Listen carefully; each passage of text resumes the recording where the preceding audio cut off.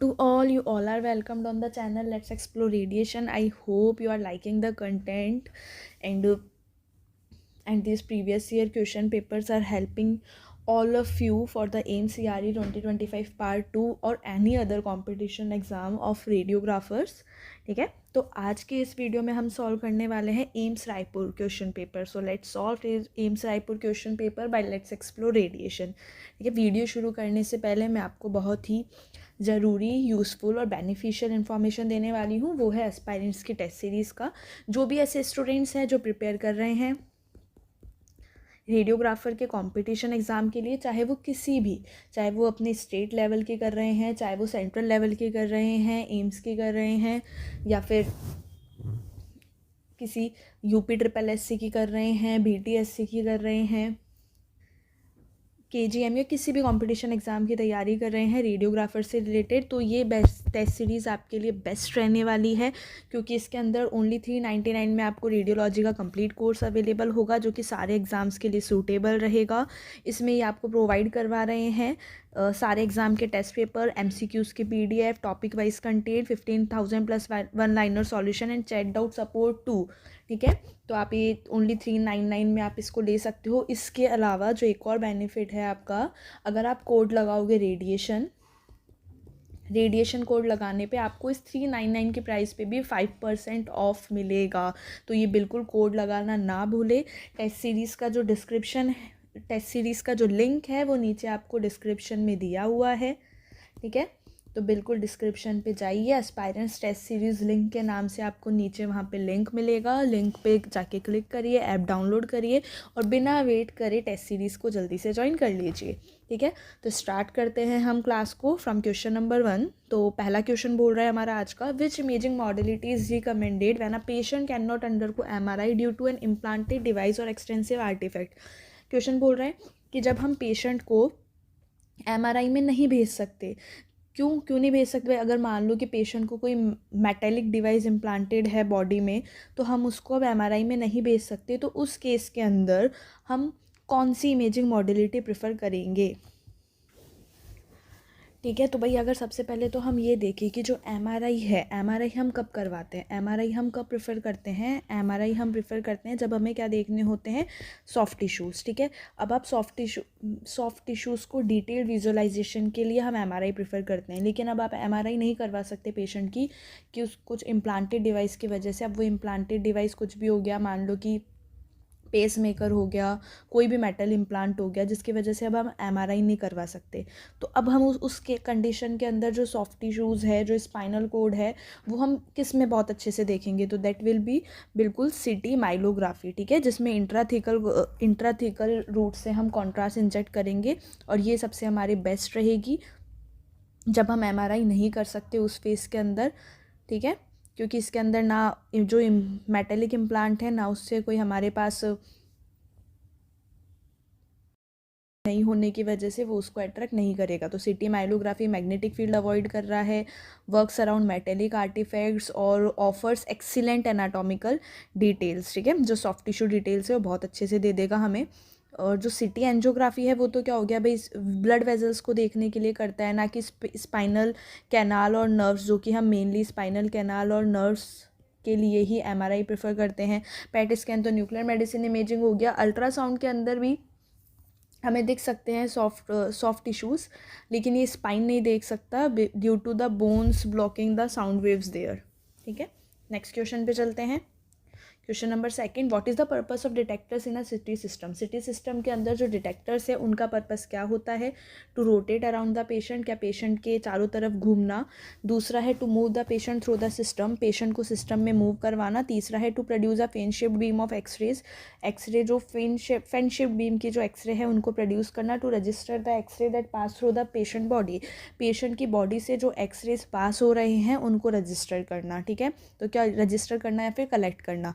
तो क्या हो जाएगा आंसर इसका, बिल्कुल ऑप्शन नंबर डी. डिटेक्टर्स क्या करते हैं, एक्सरे एनर्जी को कलेक्ट करके क्या कर रहे हैं डिटेक्टर्स ने क्या किया, एक्सरे की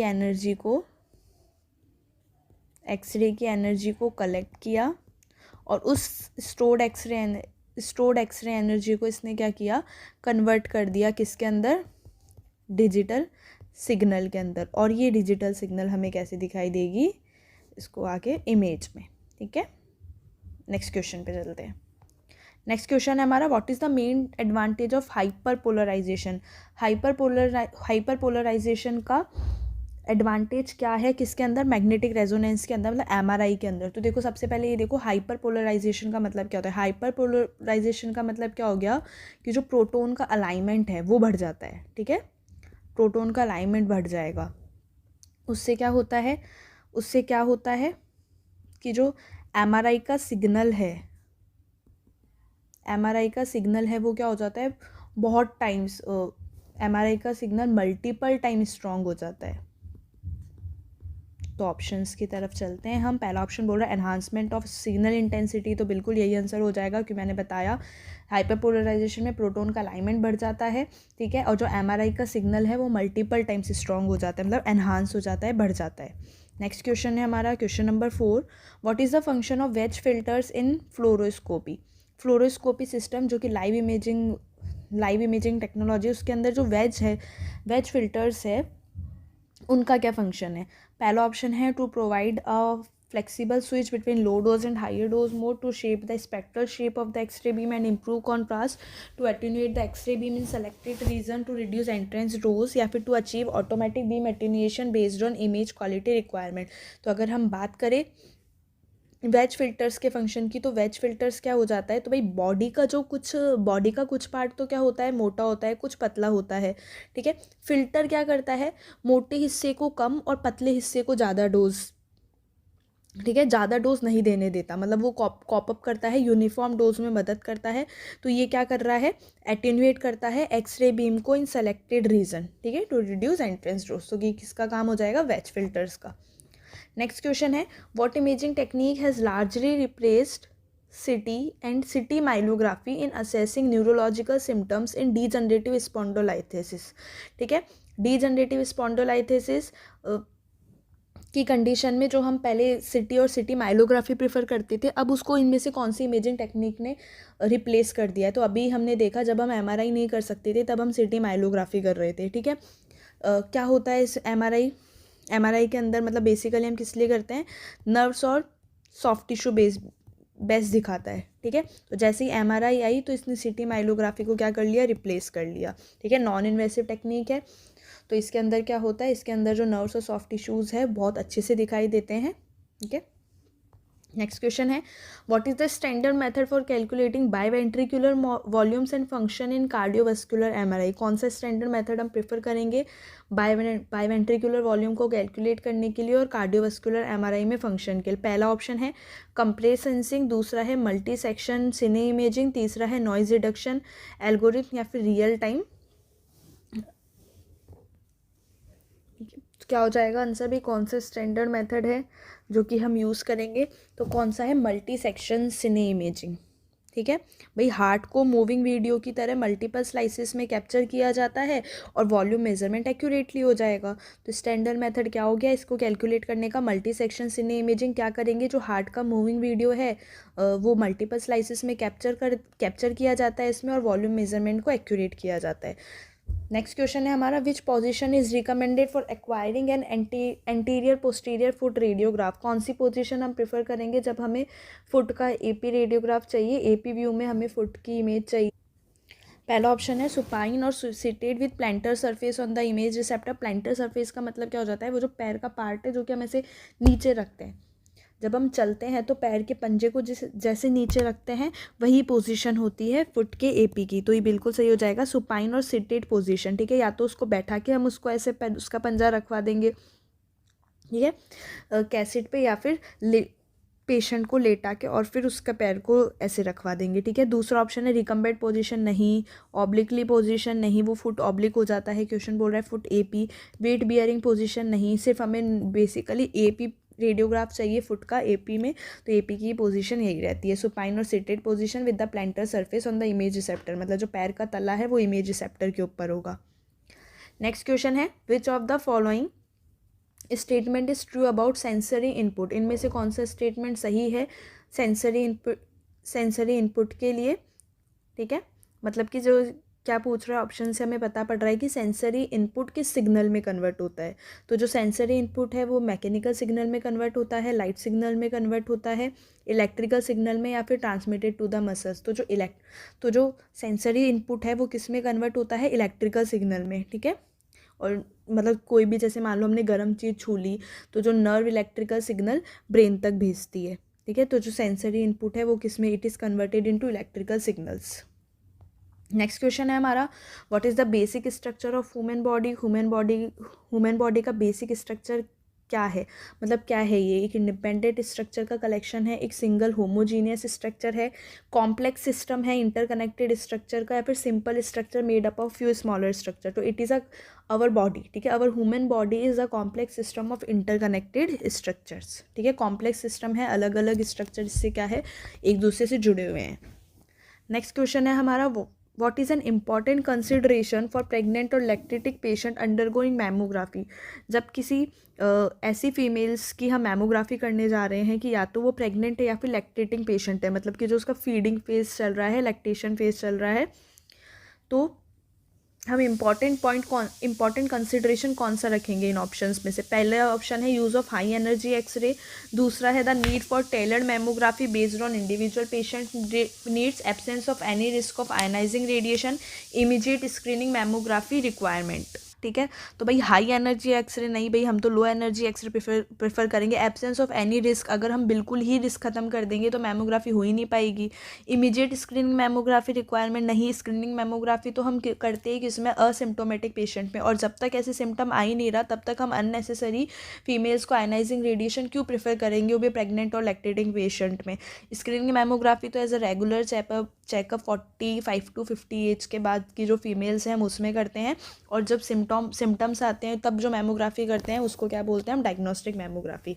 तो क्या हो जाएगा इसका answer, the need for tailored mammography based on individual patient needs. इसका मतलब क्या हो गया कि प्रेगनेंसी में स्क्रीनिंग अवॉइड करते हैं जब तक नेसेसरी ना हो। तो जब हमें ऐसा लगे कि पेशेंट को नीड ही है, ठीक है, इंडिविजुअल पेशेंट नीड के अकॉर्डिंग, तब हम उसकी मैमोग्राफी करेंगे, tailored mammography.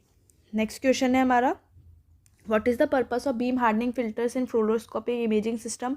Fluoroscopic imaging system के अंदर जो बीम हार्डनिंग फिल्टर्स हैं उनका क्या रोल होता है, to reduce skin dose at patient entrance, to increase spectral shape, to switch between low and high dose, automatic beam attenuation. भाई जहाँ भी फिल्टर्स लिखा हुआ आ जाए वहाँ पे ये देख लेना, ये क्या कर रहा है, लो एनर्जी एक्सरे को एब्जॉर्ब कर रहा है, रिमूव कर रहा है। ठीक है, भाई लो एनर्जी एक्सरे को एब्जॉर्ब कर रहा है, रिमूव कर रहा है, तो ये क्या कर रहा है, पेशेंट डोज को डिक्रीज कर रहा है। तो क्या हो जाएगा इसका answer, to reduce skin dose at patient entrance. Next question है हमारा, ड्यूरिंग पल्मोनरी वेंटिलेशन और perfusion scan ventilation where does the radioactive gas go. Question बोल रहा है कि भाई पल्मोनरी वेंटिलेशन या फिर परफ्यूजन स्कैन वेंटिलेशन के अंदर जो रेडियो एक्टिव गैस है वो कहाँ पे जाती है। नाम से ही पता पड़ रहा है पल्मोनरी, तो जो वो रेडियो एक्टिव गैस है वो कहाँ पे जाती है, इनटू द लंग्स। नेक्स्ट है हमारा, advantage of digital radiography in mobile X-ray equipment. Mobile X-ray equipment में डीआर का क्या एडवांटेज है। पहला ऑप्शन है lower radiation dose, high spatial resolution, better workflow. दूसरा है compact wheelbase, motorise drive, ability to perform exam in limited speed, wide dynamic display range. तो अगर मैं बात करूँ डीआर के एडवांटेज की मोबाइल एक्सरे इक्विपमेंट में, तो बिल्कुल option number A, lower radiation dose है, स्पेचर रिजोल्यूशन भी अच्छा रहेगा, और जो मैनुअल वर्क फ्लो है वो ऑलमोस्ट खत्म हो जाता है डीआर में। नेक्स्ट क्वेश्चन है, primary purpose of CT scan in evaluating brain. जब हम ब्रेन को इवेल्युएट कर रहे हैं, ब्रेन की स्टडी कर रहे हैं, तो सिटी स्कैन का प्राइमरी पर्पस क्या है, सिटी स्कैन क्या रोल प्ले करेगा ब्रेन की स्टडी में। पहला ऑप्शन है visualise structure and function simultaneously, दूसरा है detect and evaluate types of intracranial haemorrhage, ठीक है, assess presence of skull fractures, generate images of blood vessels. तो अगर मैं प्राइमरी पर्पस की बात करूँ सिटी स्कैन की, जब भी हम ब्रेन की स्टडी कर रहे हैं और मैं सिटी स्कैन के प्राइमरी पर्पस की बात करूँ, तो क्या हो जाएगा, detect and evaluate types of intracranial haemorrhage. जैसे कि रोड एक्सीडेंट में जो पहला टेस्ट है हम सिटी ब्रेन ही करते हैं, to detect any type of bleeding. Next question है, imaging technique commonly use to depict cerebral vasculature. ठीक है, सेरेब्रल वस्क्यूलेचर के लिए पूछ रहा है, तो सिटी, एमआरआई, टीओएफ एमआरआई या पेट। तो क्या हो जाएगा इसका answer, time of flight magnetic resonance angiography, that is option number C. Next है हमारा what form the basis of flat panel X-ray imager. अच्छा, एक एडवांटेज देख बताऊँ से मतलब कि T O F M R A में क्या होता है, बिना कॉन्ट्रास्ट के, ठीक है, विदाउट एनी कॉन्ट्रास्ट ही क्या करेगा, ब्लड वेजल्स को हाईलाइट कर देता है। बिना कॉन्ट्रास्ट ब्लड वेजल्स को हाईलाइट कर देता है, ठीक है। जो फ्लोइंग ब्लड है वो तो हमें कैसा दिखेगा इसके अंदर, फ्लोइंग ब्लड तो हमें कैसा दिखेगा, ब्राइट। और जो स्टेशनरी टिश्यूज़ हैं, रुके हुए टिश्यूज़, वो हमें कैसे दिखाई देंगे, डार्क।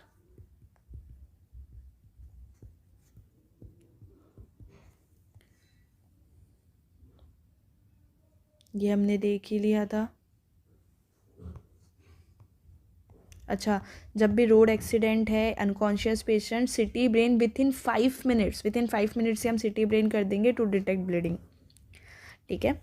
कंटिन्यू करते हैं। What form the basis of flat panel x-ray imagers. Flat panel x-ray imagers का बेसिस कौन बना, क्या होता है, traditional x-ray detection material, switching elements and sensing storage elements, phosphor and photoconductor, या फिर active matrix technology.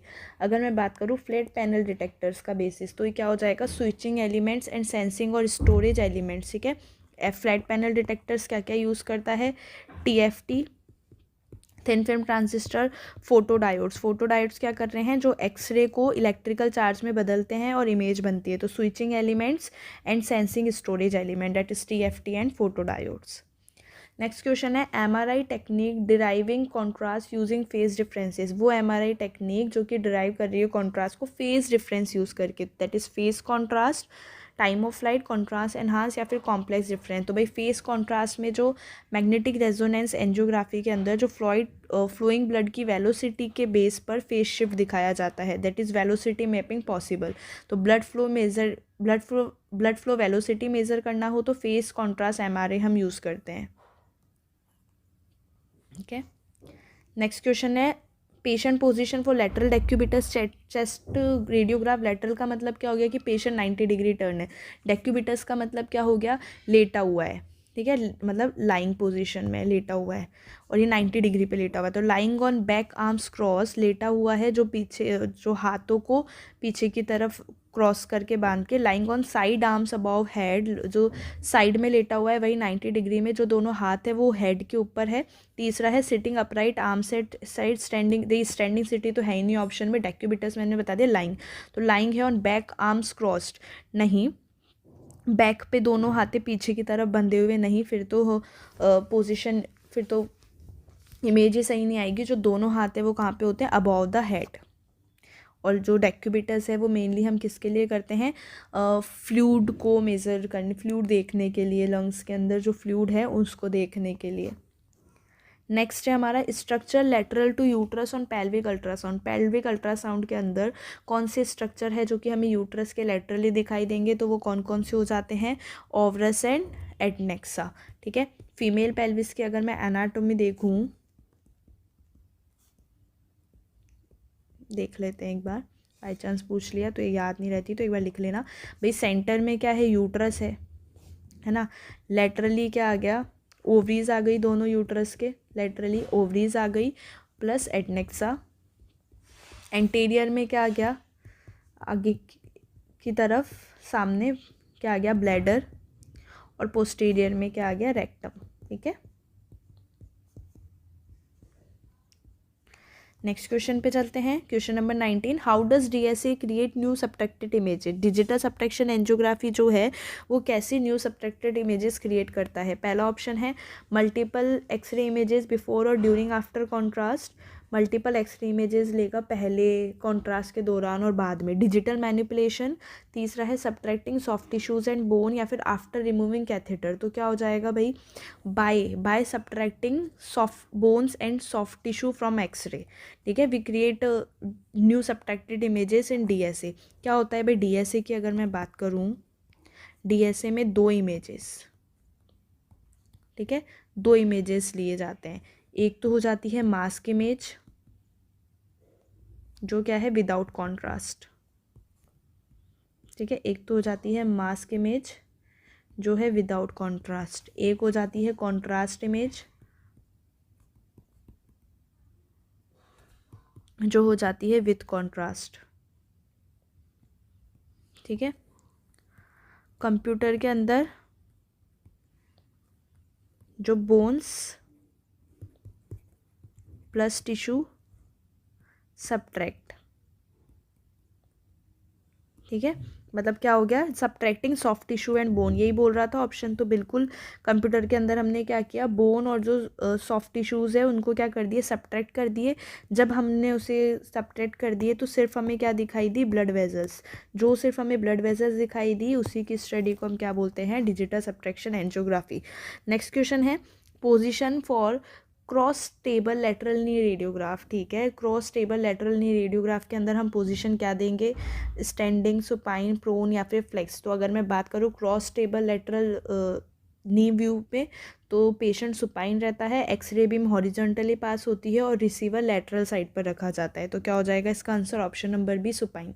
Next question है, which describe blood circulation, इनमें से कौन सा ऑप्शन ब्लड सर्कुलेशन डिस्क्राइब कर रहा है।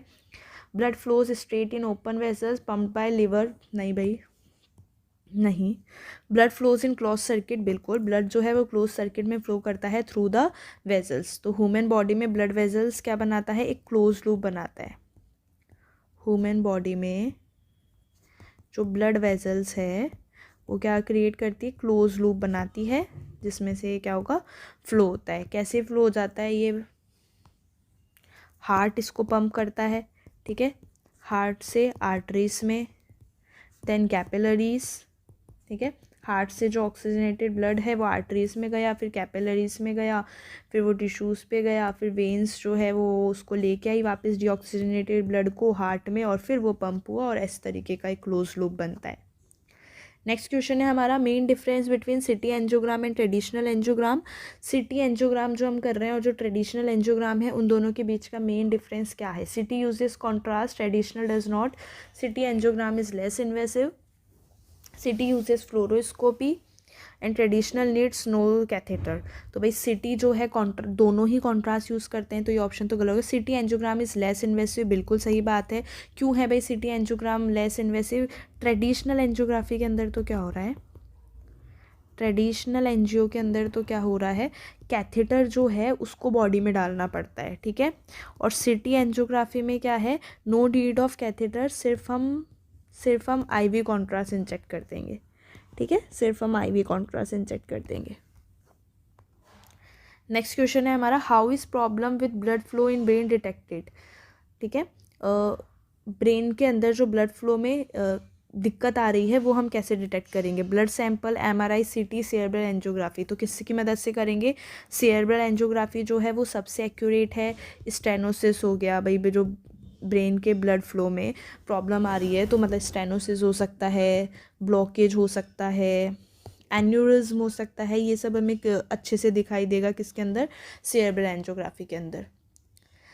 Technique use to obtain radiograph of full teeth set. ठीक है, पूरे टीथ का जो हमें इमेज चाहिए उसके लिए हम कौन सी टेक्निक यूज़ करेंगे, इंट्राओरल, बाइट विंग, ओपीजी या फिर सिटी। तो क्या हो जाएगा, बिल्कुल OPG, OPG orthopantomograph, OPG for full mouth panoramic x ray.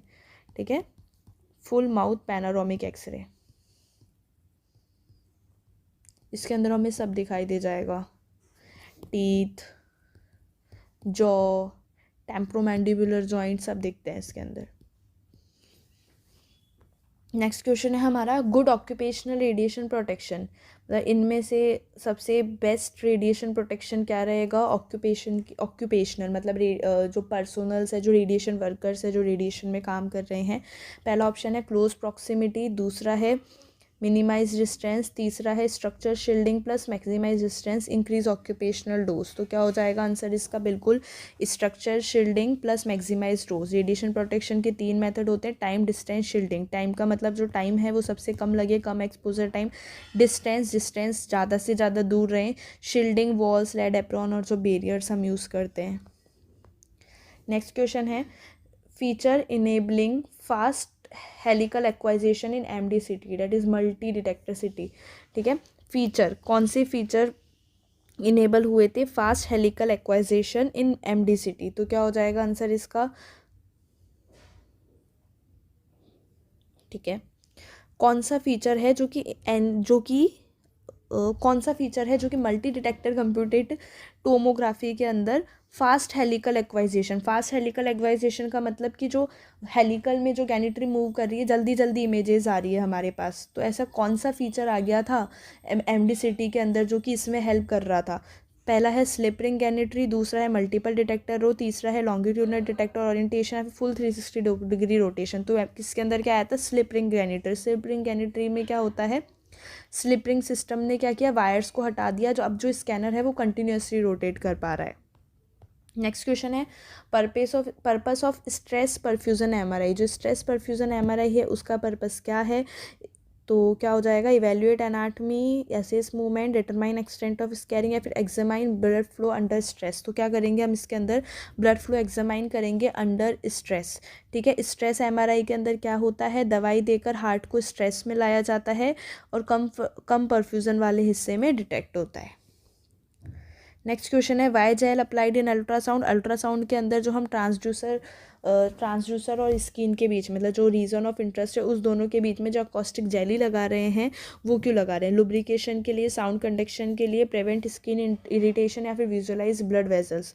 तो for improve conduction of sound waves. ठीक है, क्या होता है भाई? स्किन एयर इंटरफेस साउंड नहीं आने देता। ठीक है, स्किन एयर इंटरफेस साउंड नहीं आने देता, साउंड नहीं आने देगा ये। तो जेल ने क्या किया? एयर को हटा दिया। ठीक है, एयर को रिमूव कर दिया, जिससे जो साउंड वेव्स है वो अब आसानी से ट्रैवल कर सके। नेक्स्ट क्वेश्चन पे चलते हैं। Question number 25, when can screening mammography be deferred for asymptomatic pregnant women. पहला ऑप्शन है बिगिनिंग ऑफ मतलब मैमोग्राफी को हम कब डिफ़र कर सकते हैं, जो स्क्रीनिंग मैमोग्राफी है उसको हम कब डिफ़र कर सकते हैं। पहला ऑप्शन है beginning of pregnancy, during lactation, end of pregnancy, and any stage. ठीक है भाई, तो क्या हो जाएगा इसका आंसर? तो लैक्टेशन में ब्रेस्ट जो है वो बहुत ज़्यादा डेंस होते हैं, इमेज क्वालिटी ख़राब हो जाएगी, तो रूटीन स्क्रीनिंग हम डिले कर सकते हैं। वेट और भी ऑप्शंस हैं। ठीक है, वैन कैन स्क्रीनिंग देखो इसका थोड़ा सा इसमें चेंज करते हैं, थोड़ी सी टाइपिंग मिस्टेक हो गई है। क्वेश्चन क्या बोल रहा है? स्क्रीनिंग मैमोग्राफी को हम कब तक टाल सकते हैं असिम्प्टोमेटिक प्रेग्नेंट वुमेन में। मतलब कोई सिम्टम्स नहीं आ रहे, सिर्फ हमें एज अ रूटीन चेकअप जो हम कर रहे हैं, स्क्रीनिंग मैमोग्राफी कर रहे हैं, उसको हम कब तक टाल सकते हैं? तो हम इसका आंसर लिखेंगे until after pregnancy and lactation. ठीक है, तो अनटिल लैक्टेशन तक हम उसको डिफ़र कर सकते हैं, टाल सकते हैं। नेक्स्ट क्वेश्चन है हमारा, what measured in cardiac chambers using contrast enhance MRI। Cardiac chambers के अंदर हम क्या मेज़र करते हैं कॉन्ट्रास्ट एनहांस MRI यूज़ करके? पहला ऑप्शन है infect size, blood flow velocity, tissue viability, या फिर मायोकार्डियल स्क्रार। तो हम क्या मेज़र करेंगे भाई? Blood flow velocity. Contrast left and right ventricular chamber में फ्लो डायनामिक्स मेजर करने में हेल्पफुल होता है। नेक्स्ट है हमारा क्लोज बोर और ओपन बोर MRI के बीच में डिफरेंस पूछ रहा है। Shape can accommodate claustrophobic persons, wider Turner openings, और बॉडी पार्ट्स इनसाइड स्कैनर। तो क्या हो जाएगा? तो भाई जो ओपन बोर, ठीक है, जो ओपन बोर MRI है वो क्लॉस्ट्रोफोबिक पर्सन को भी अकोमोडेट कर सकता है। मतलब जो पर्सन क्लॉस्ट्रोफोबिक, जिनके दम घुटता है, ठीक है, MRI क्लोज बोर MRI के अंदर। तो open bore help claustrophobic patient, open MRI में स्पेस ज़्यादा होगा, क्लोस्ट्रोफोबिक पेशेंट कंफर्टेबल होगा। नेक्स्ट क्वेश्चन है imaging technique giving detail cross section spine anatomy. Spine की एनाटमी, ठीक है, स्पाइन की एनाटमी का कौन सी इमेजिंग टेक्निक है जो कि हमें डिटेल क्रॉस सेक्शनल व्यू देगा स्पाइन के एनाटमी का? तो अगर मैं बात करूँ स्पाइन की, तो स्पाइन जो कि सॉफ्ट टिश्यू है, ठीक है, स्पाइन के जो स्ट्रक्चर्स है, मतलब एनाटमी है, वो हमें बेस्ट किस में दिखाई देगी? बिल्कुल MRI के अंदर। सिटी के अंदर हमें क्या बेस्ट दिखाई देती है? बोन। नेक्स्ट क्वेश्चन है हमारा, what happens when radio frequency current is pulsed in MRI। पहला ऑप्शन है protons align, protons spin out of equilibrium, sensors detect energy release, molecule change nature. तो MRI मतलब मैग्नेटिक फील्ड में protons align रहते हैं। RF देखो magnetic field के अंदर क्या हुआ, मैग्नेटिक फील्ड के अंदर प्रोटॉन्स अलाइन रहते हैं ना, प्रोटॉन्स अलाइन हैं। अब मैंने इसको क्या करी, ठीक है, मैंने क्या किया, प्रोटॉन्स अलाइन रहते हैं तो मैंने क्या किया, इसको RF पल्स दी, ठीक है, RF पल्स गिवन। तो जब मैंने इसको RF पल्स दी तो प्रोटॉन्स ने एनर्जी एब्जॉर्ब कर ली, प्रोटॉन्स ने एनर्जी एब्जॉर्ब करके जो अपनी ओरिजिनल अलाइनमेंट है उसको छोड़ दी, ठीक है, ओरिजिनल अलाइनमेंट छोड़ दी, मतलब ये क्या हो गया, बेसिकली एक तरीके से एक्साइटेशन, ठीक है, एक्साइट हो गया। और जब एक्साइटेड प्रोटॉन्स रिलैक्स होंगे, अब जब ये एक्साइटेड प्रोटॉन्स रिलैक्स होंगे तो हमें क्या मिलेगा, MRI सिग्नल, ठीक है, आई बात समझ में। तो जब RF करंट पल्स हुई MRI के अंदर, protons spin out of equilibrium, ठीक है, जैसे ही मैंने RF पल्स दिया उसके बाद प्रोटॉन एनर्जी एब्जॉर्ब हो गई, ओरिजिनल अलाइनमेंट में चली गई, एक्साइटेड हो गई, मतलब आउट ऑफ इक्विलिब्रियम चली गई। नेक्स्ट क्वेश्चन है हमारा, सब्सटीट्यूट फॉर ERCP का सब्सटीट्यूट क्या आ गया अब, ठीक है, जो एंडोस्कोपी रेट्रोग्रेड कैलेंजोपेंक्रियाटोग्राफी है, अब हम उसकी जगह क्या यूज़ करते हैं, तो that is MRCP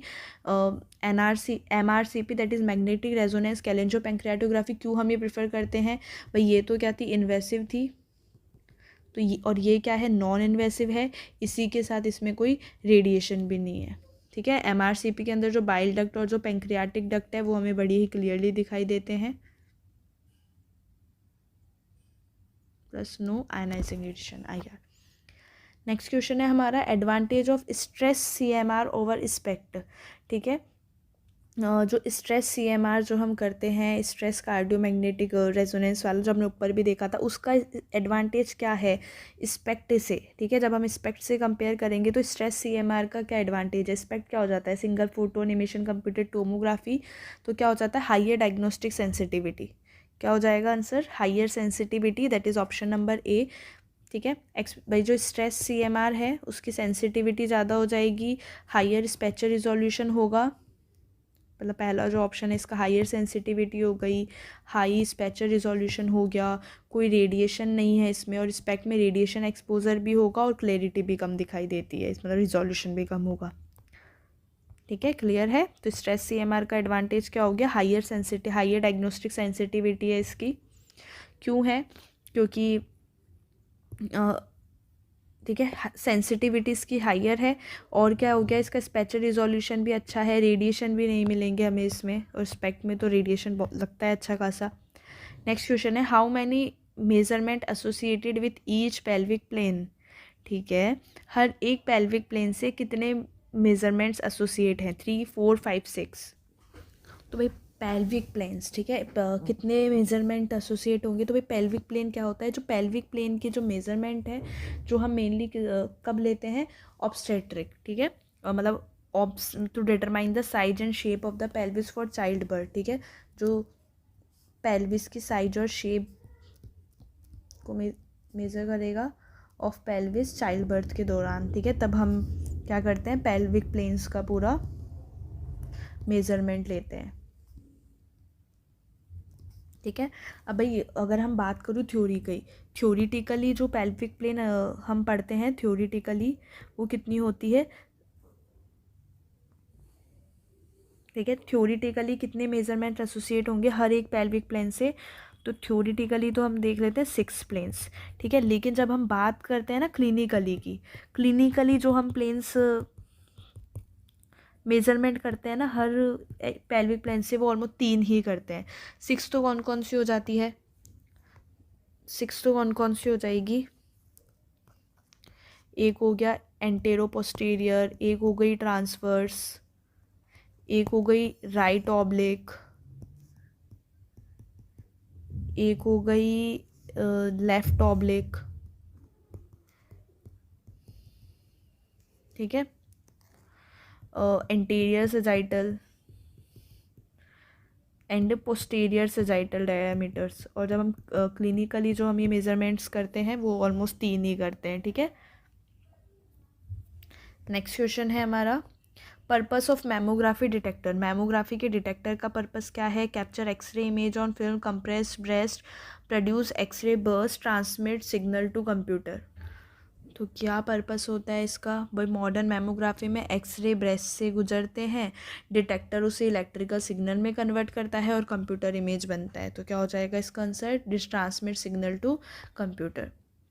next question है difference between traditional angiography and computed tomography angiography. तो ट्रेडिशनल और कंप्यूटेड टोमोग्राफी एंजियोग्राफी के बीच में क्या डिफरेंस हो जाता है?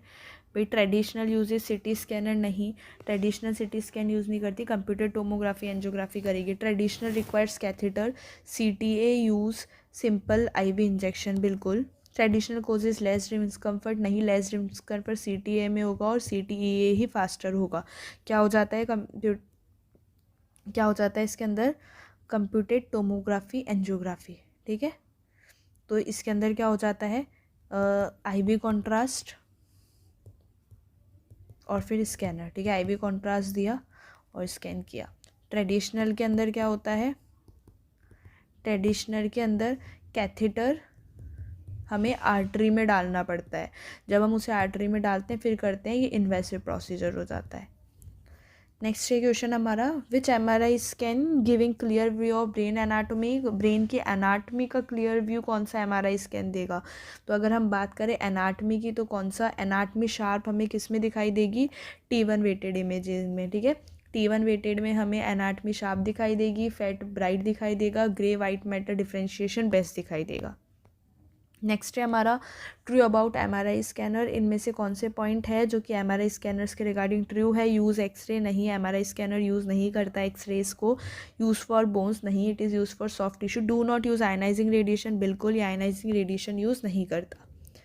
नेक्स्ट क्वेश्चन है, in which view are posterior structure closer to detector. कौन से व्यू के अंदर जो पोस्टीरियर स्ट्रक्चर, ठीक है, जो पीछे वाले स्ट्रक्चर है वो क्लोज रहेंगे डिटेक्टर के। तो जब हम पेशेंट को सीधा खड़ा करेंगे, ठीक है, पोस्टीरियर्स अगर डिटेक्टर के पोस्टीरियर स्ट्रक्चर अगर क्लोज है डिटेक्टर के, तो मतलब जो एक्सरे बीम है वो कैसे जा रही है? Anterior to posterior, that is AP view, ठीक है। AP व्यू के अंदर जो सामने से एक्सरे सामने से पीछे की ओर जाएंगे। पोस्टीरियर स्ट्रक्चर डिटेक्टर किसके पास होंगे? पोस्टीरियर स्ट्रक्चर डिटेक्टर के पास होंगे, मैग्नीफिकेशन कम होगा। नेक्स्ट क्वेश्चन है, एक मिनट, हाँ, नेक्स्ट क्वेश्चन है technology giving durability to NDT imaging plates. Okay, NDT imaging plates क्या हो जाएगा? Non destructive testing imaging plate, जो कि रीयूजेबल फॉस्फर प्लेट होती है, जो कि हम CR के अंदर यूज़ करती हैं। तो कौन सी टेक्नोलॉजी है जो कि हमें ड्यूरेबिलिटी देगी NDT इमेजिंग प्लेट्स के अंदर? तो क्या हो जाएगा? पहला ऑप्शन है इलेक्ट्रॉन बीम क्योर्ड कोटिंग, दूसरा है लेज़र स्कैनिंग, अक्फा प्रोप्रेटरी या फॉस्फर क्रिस्टल। तो क्या हो जाएगा इसका answer? Electron beam cured top coating. Electron beam coating क्या करता है? स्क्रैचेज और वेयर रेजिस्टेंस बढ़ाता है, ठीक है। स्क्रैचेस, एक मिनट,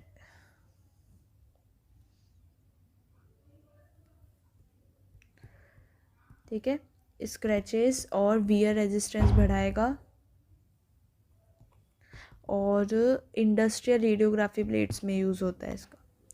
नेक्स्ट है हमारा question, difference between cells and tissue. Cells more complex, tissue only non living, cells individual unit, tissue made of many cell, tissue dissimilar cells. तो क्या हो जाएगा इसका आंसर? बिल्कुल, सेल्स तो क्या है? इंडिविजुअल यूनिट्स है और टिश्यू बहुत सारे सेल्स से मिलकर बना होता है। सेल तो क्या होता है? स्मॉलेस्ट लिविंग यूनिट है, and tissue is a group of similar sales performing a function. Next है हमारा question, methods for monitoring public exposure. Public exposure की मॉनिटरिंग के लिए हम कौन सा मेथड यूज़ करेंगे? पहला ऑप्शन है पैसिव डिवाइस, दूसरा है एक्टिव मॉनिटरिंग, तीसरा है बोथ, या फिर चौथा है नॉट नीडेड। तो पैसिव डिवाइसेस में जैसे क्या आ गया? TLD badges. एक्टिव मॉनिटरिंग में क्या आ गया? जैसे कि area monitors, it's like GM counters, it's like GM counters. तो अगर मैं मॉनिटर करूँगी पब्लिक एक्सपोजर का, तो हम दोनों का यूज़ करेंगे, बोथ। नेक्स्ट क्वेश्चन है हमारा, नहीं wait, methods for monitoring public exposure, ठीक है, नहीं,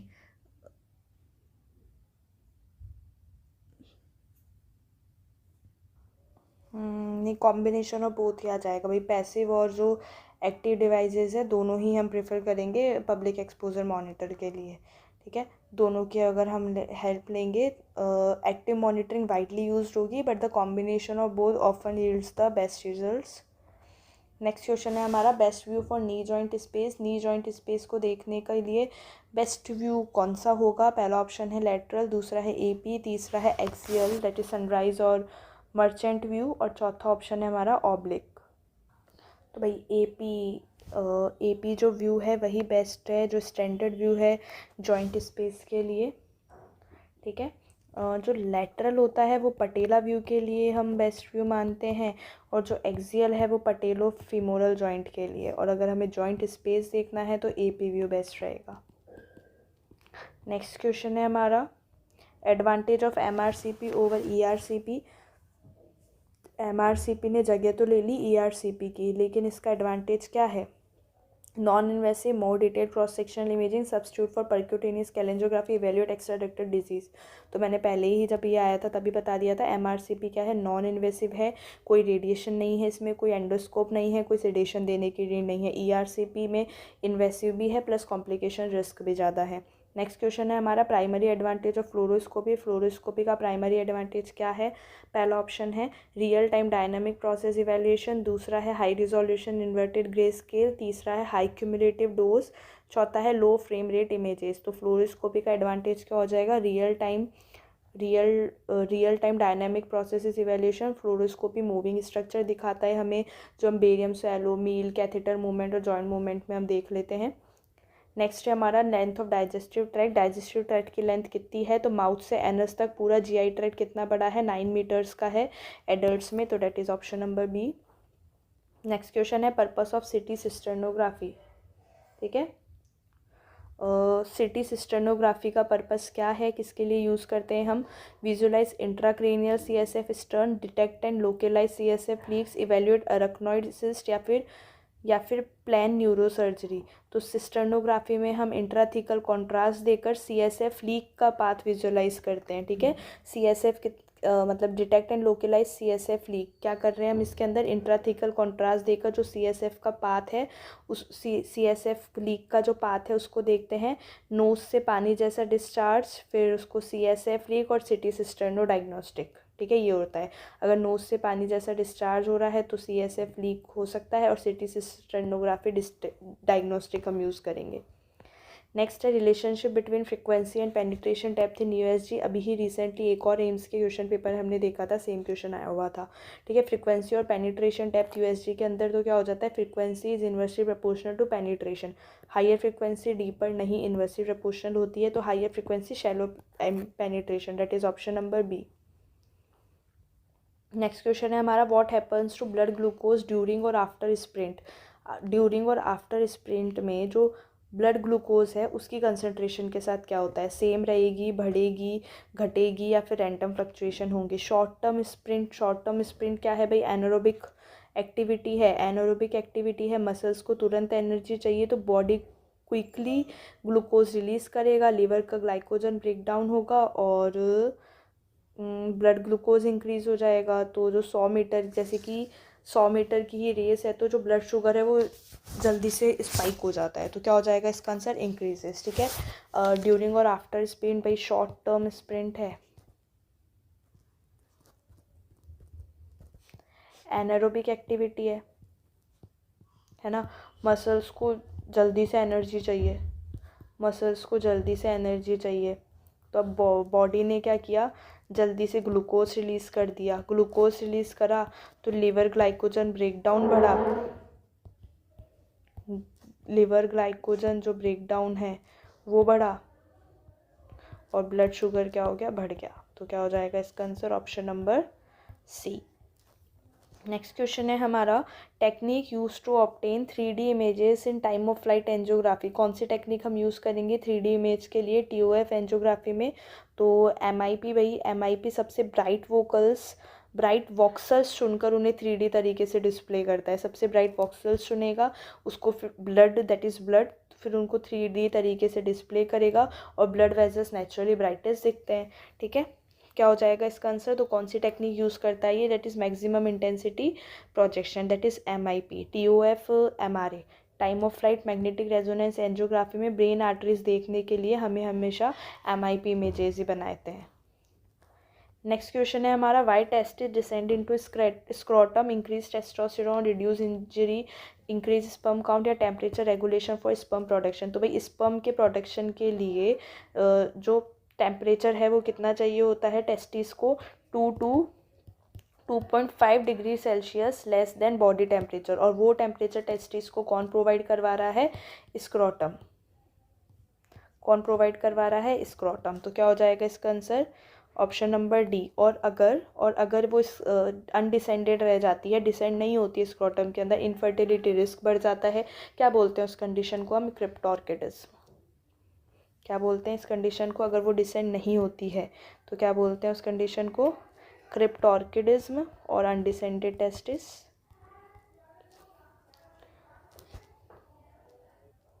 नेक्स्ट क्वेश्चन है हमारा, true about primary beam. Primary beam से रिलेटेड कौन सा पॉइंट ट्रू है? पहला ऑप्शन है radiation emitted by patient lower fluence than secondary, collimated to interact with patient entirely, use predominantly in extremity radiograph.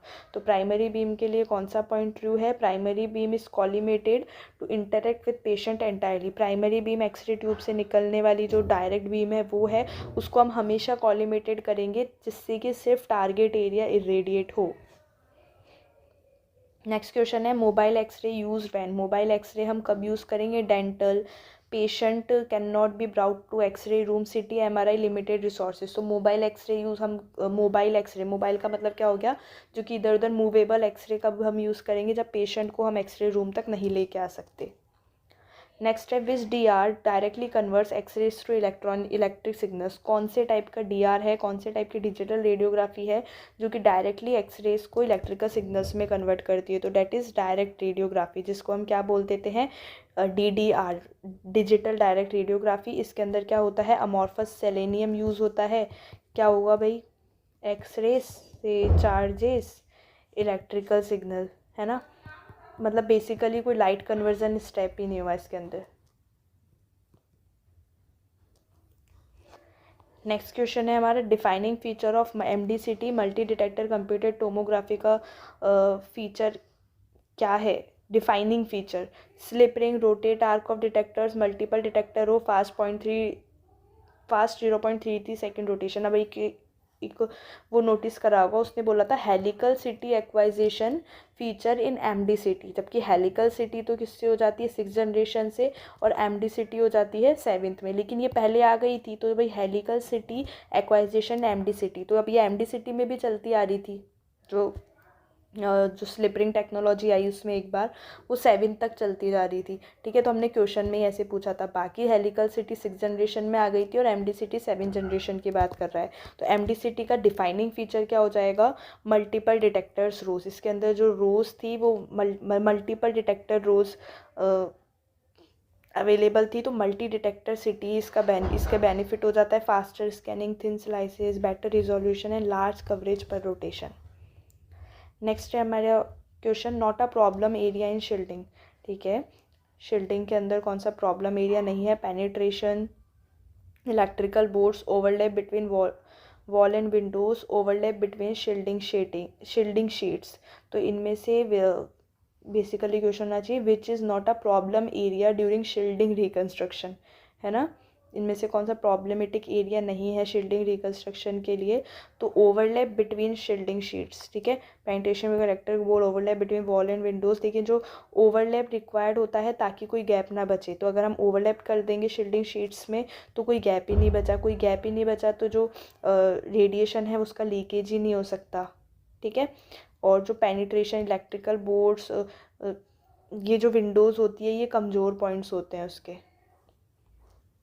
Shielding के। Next question है, pressure responsible for pulmonary ventilation. Pulmonary ventilation के लिए कौन सा pressure responsible है? Atmospheric, intra alveolar, intra plural या फिर all three? तो क्या हो जाएगा इसका आंसर? बिल्कुल ऑल थ्री।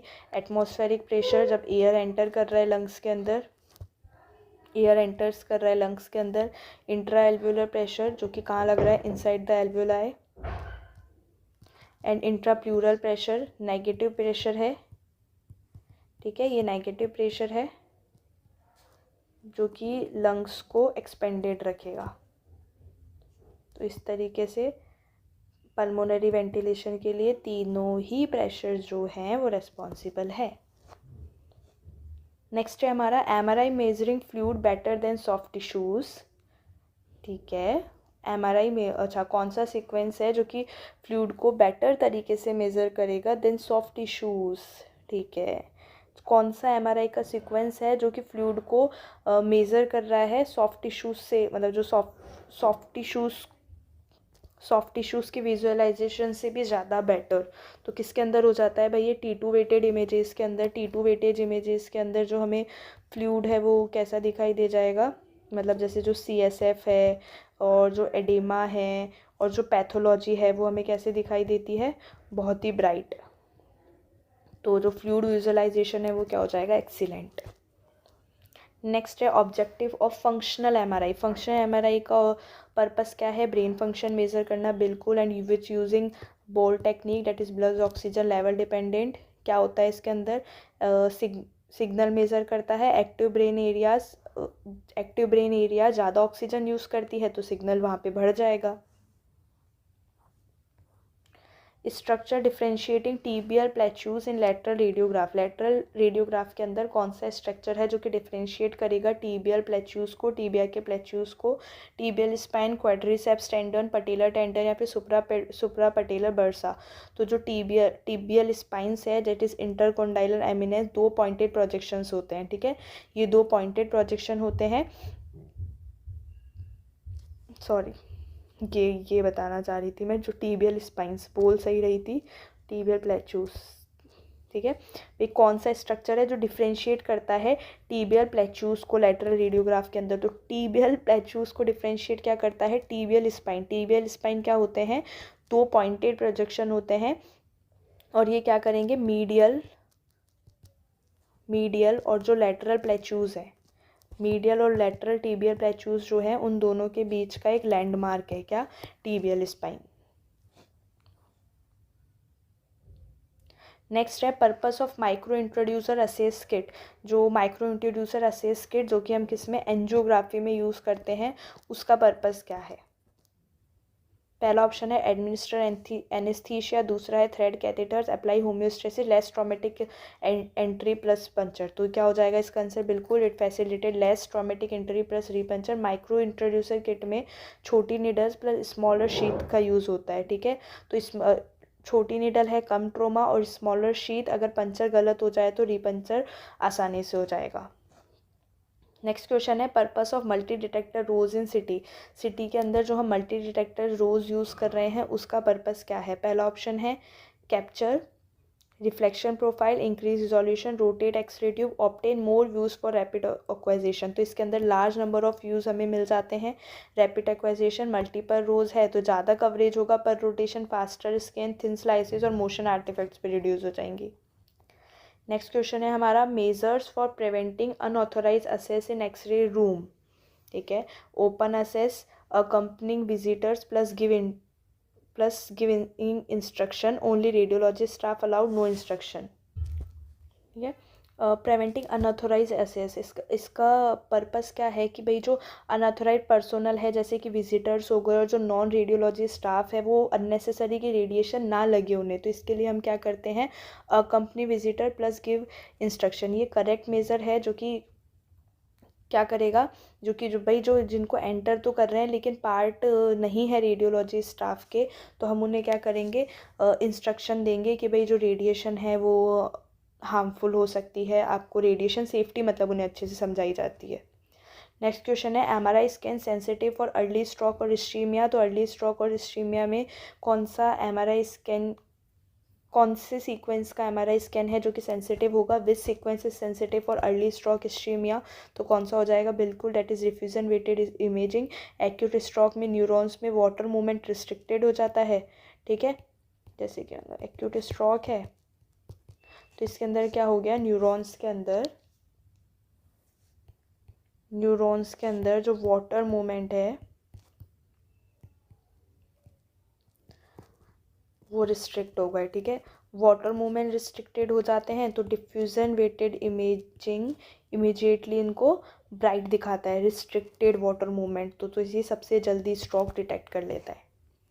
नेक्स्ट क्वेश्चन है हमारा essential component of mammography. Mammography में जो एसेंशियल कंपोनेंट्स है वो क्या क्या है? एमआरआई पैडल, तो भाई एमआरआई तो है ही नहीं, यूएसजी नहीं है, सिटी नहीं है, बात खत्म। इसका क्या होता है मैमोग्राफी में? एक्सरेज यूज़ होती है, x-ray generator plus detector plus protective shield, ठीक है। मॉडर्न मैमोग्राफी में भाई एक्सरे ट्यूब हो गई, डिजिटल डिटेक्टर हो गया, कंप्रेशन पैडल हो गया, कंट्रोल कंसोल हो गया, प्रोटेक्टिव बैरियर्स, ये सभी होते हैं।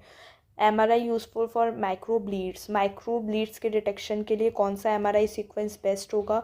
तो कौन सा हो जाता है माइक्रो ब्लीड्स के लिए?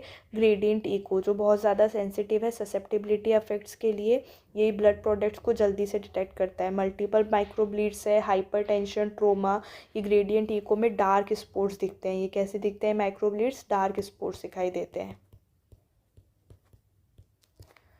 नेक्स्ट क्वेश्चन है हमारा 3 टाइप ऑफ मसल्स। तो ह्यूमन बॉडी में 3 टाइप की मसल कौन कौन सी प्रेजेंट है? Smooth, skeletal and cardiac, that is option number A. Smooth that is involuntary, stomach और इंटेस्टाइन में मिलेगी। स्केलेटल वॉलेंट्री है, आर्म्स और लेग्स में मिलेगी। कार्डियक जो कि सिर्फ हार्ट में प्रेजेंट है। नेक्स्ट है हमारा advantage of MR colonography over CT कोलोनोग्राफी।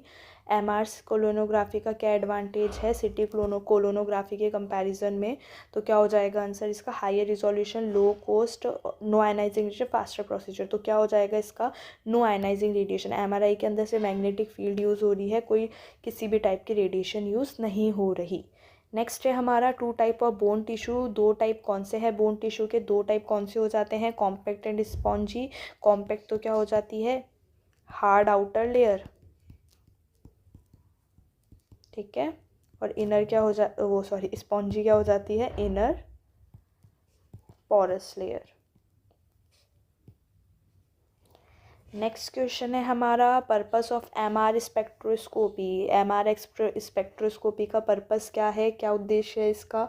Major chemical metabolism of tumour, create images, analyse hydrogen ions और protons, conduct test series, okay conduct test, ठीक है। पर्पस ऑफ एमआर स्पेक्ट्रोस्कोपी, तो एमआरआई की मदद से जो ट्यूमर के केमिकल मार्कर्स हैं वो मेज़र होते हैं, ठीक है। मैग्नेटिक रेजोनेंस स्पेक्ट्रोस्कोपी की मदद से ट्यूमर्स के जो केमिकल मार्कर्स हैं वो मेज़र होंगे। मतलब कैसे मेज़र होंगे कि भाई जो कोलिन है वो बढ़ गया, ये एनासाइटल अस्पार्टेट घट गया, लैक्टेट बढ़ गया, है ना। तो ये जो केमिकल मार्कर्स है ये मेज़र होते हैं मैग्नेटिक रेजोनेंस स्पेक्ट्रोस्कोपी की मदद से। तो जो केमिकल मेटाबॉलिज्म है ट्यूमर का वो मेज़र कर लेगा एमआरएस। नेक्स्ट और लास्ट क्वेश्चन है आज की क्लास का, एम्स रायपुर के प्रीवियस ईयर क्वेश्चन पेपर का। ये क्वेश्चन है mode of USG imaging displaying echo magnitude versus distance. कौन सा मोड है यूएसजी इमेजिंग का जो कि डिस्प्ले करेगा हमें इको मैग्नीट्यूड वर्सेस डिस्टेंस? तो वो कौन सा मोड हो जाएगा? A mode, that is amplitude versus depth graph, ठीक है। एम्पलीट्यूड वर्सेस डेप्थ ग्राफ, ये सबसे ज़्यादा यूज़ होता था ऑप्थेल्मोलॉजी में, ठीक है। क्लियर है? आई होप कि ये बेनिफिशियल रहेंगे आपके लिए ये सारे क्वेश्चंस, और आई होप कि आपको समझ में आए होंगे। बट स्टिल किसी भी क्वेश्चन में किसी भी तरीके का डाउट है तो please let me know in the comment section. As you all know comment section में मैं आपको बहुत अच्छे से रेस्पॉन्स दे देती हूँ। हाँ, कुछ क्वेश्चंस में मतलब फ्लो में मतलब पढ़ाती हूँ कंटिन्यू 40 to 50 मिनट्स, तो कभी कभी मेरे भी माइंड से जैसे कि एक जैसे सिली सी मिस्टेक्स हो जाती है। आप कमेंट करते हो, बिल्कुल मैं उस क्वेश्चंस पे फिर से गो थ्रू करती हूँ। अगर कुछ इशू होता है तो एक्सप्लेन करती हूँ। तो प्लीज़ जैसा भी है late me know in the comment section. I hope कि ये जो प्रीवियस ईयर क्वेश्चन की सीरीज़ चल रही है वो आपको अच्छी लग रही होगी। अब तक हम कौन कौन से previous year question paper solve कर चुके हैं? जोधपुर वाला कर लिया हमने, है ना, और ऋषिकेश वाला हमने कर लिया, 2 पार्ट में किया है ऋषिकेश वाला, ठीक है। आज हो गया हमारा रायपुर वाला, और एक जो हमने किया था वो था सीआरई का जो 2023 में के दिसंबर में पेपर हुआ था वो वाला, ठीक है, ठीक है। नेक्स्ट भी मैं देखूंगी कि कौन से रह रहे हैं, अभी तो डिसाइड नहीं किया है नेक्स्ट अपन कौन सा करने वाले हैं, बट आई विल चेक कि और कौन से रह गए हैं, बाकी देखो और भी है क्वेश्चन पेपर। अभी एम्स वाली चल रही है, ठीक है। एम्स के जो क्वेश्चन पेपर हुए थे उसके हम डिस्कशन कर रहे हैं। तो आज की वीडियो में हमने 73 क्वेश्चंस कर लिए हैं। आई एम अगेन रिपीटिंग, किसी को किसी भी तरीके का डाउट है, किसी भी क्वेश्चन में कोई भी डाउट है, मैंने कुछ लाइन बोलने से स्किप कर दी या फिर कुछ लाइन 2 लाइन मैंने कन्फ्यूजिंग बोल दी जो आपको समझ नहीं आई हो, तो बिल्कुल नो डाउट उस लाइन को मेंशन करके कमेंट सेक्शन में आप पूछ सकते हो। मैं बिल्कुल आपको रेस्पॉन्स दूंगी और आपका डाउट क्लियर करूँगी। Okay, thank you so much. ठीक है, और जाने से पहले मैं आपको फिर से एक बार टेस्ट सीरीज़ का याद दिला देती हूँ। एस्पायरेंट्स की टेस्ट सीरीज़ ज्वाइन करना ना भूले, जिसका लिंक आपको नीचे डिस्क्रिप्शन में मिल जाएगा, ठीक है। और कोड भी लगाना नहीं भूलेंगे, 5% ऑफ मिलेगा उस कोड से। कोड है आपका radiation. Okay, thank you so much. Please like, share, comment and subscribe the channel, जिससे कि मुझे पता पड़े कि वीडियो आपको पसंद लग रही है या फिर नहीं है, यूज़फुल है नहीं है, जैसा भी है। Okay, thanks for watching.